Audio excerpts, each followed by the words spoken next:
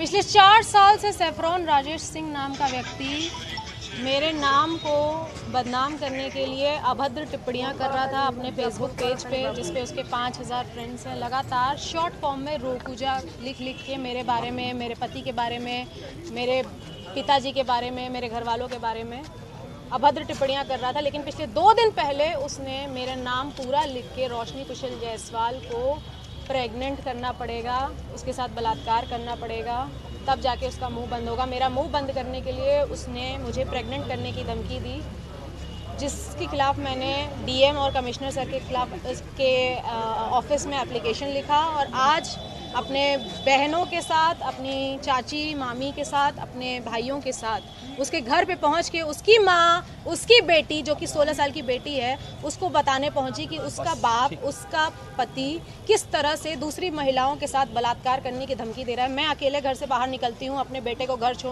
School छोड़ने के लिए, उसे ट्यूशन छोड़ने के लिए। मुझे अकेला पाकर वो कभी भी मेरा बलात्कार कर सकता है। मेरा बलात्कार होने के बाद, जैसे आरजीकर मेडिकल कॉलेज की महिला के साथ बलात्कार होने के बाद लोग उसके सपोर्ट में मोमबत्ती लेकर बाहर निकल रहे थे सपोर्ट के लिए, मैं नहीं चाहती कि मेरा बलात्कार या किसी भी महिला या किसी भी बेटी का बलात्कार होने के बाद लोग फिर से आरजीकर मेडिकल कॉलेज की तरह, निर्भया कांड की तरह मोमबत्ती लेके निकलें। अगर बलात्कारी ऐसा है, सैफरॉन राजेश सिंह जैसा है, और उसका घर मुझे पता है, जो मेरे ही शहर बाबा विश्वनाथ की नगरी काशी में रहता है, तो मुझे उसके घर पे जाके उसकी बीवी, उसकी बेटी, उसकी माँ को ज़रूर बताना चाहिए कि वो क्या है।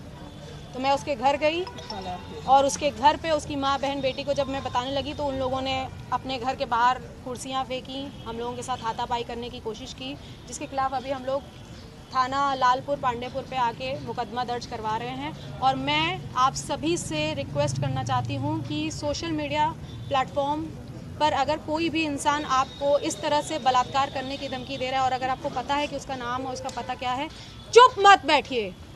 मैं हर उस महिला के सपोर्ट में आज आवाज़ उठा रही हूँ जो इन जैसे बलात्कारियों के चपेट में आ जाती हैं।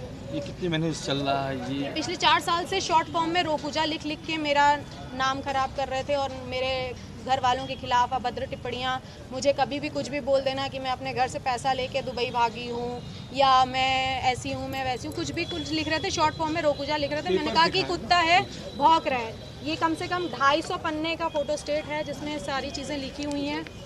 पहले इस्तेमाल करो फिर विश्वास करो को सही में फॉलो करती रोशनी कुशल जायसवाल, ये सैफरॉन राजेश सिंह की आईडी है।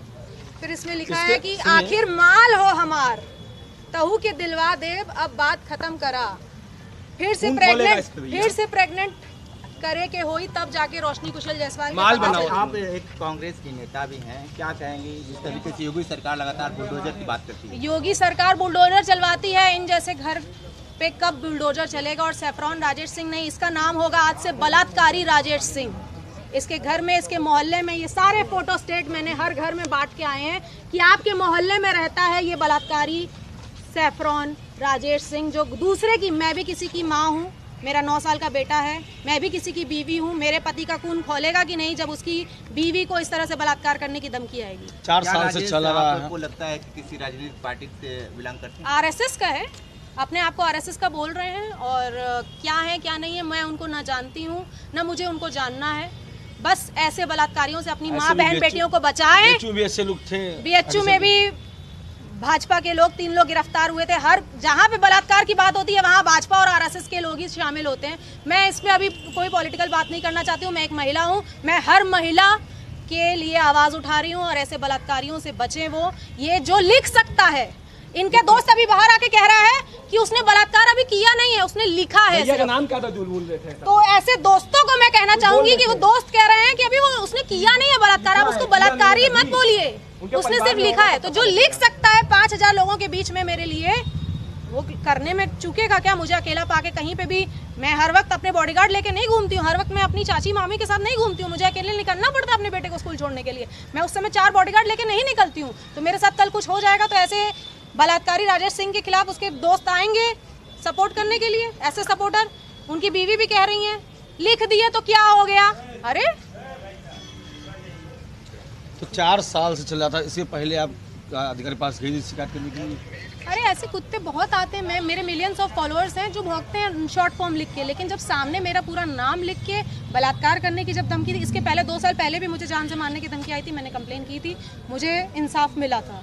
तो आज एक बार फिर से बलात्कार करने की धमकी आई है। मैं कभी भी अकेले पाके मैं किसी ऐसे बलात्कारी का शिकार ना हो जाऊँ, इसलिए मैंने थाना की कार्रवाई करना ज़्यादा सही है। क्या बोले लोग? उन्होंने बोला है कि साइबर क्राइम है, ये साइबर पे उन्होंने लिखा है और आगे कार्रवाई होगी।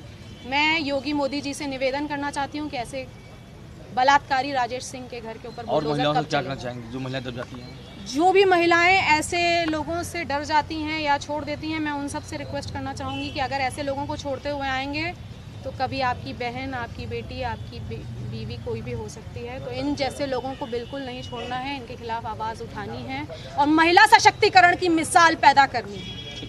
Thank you.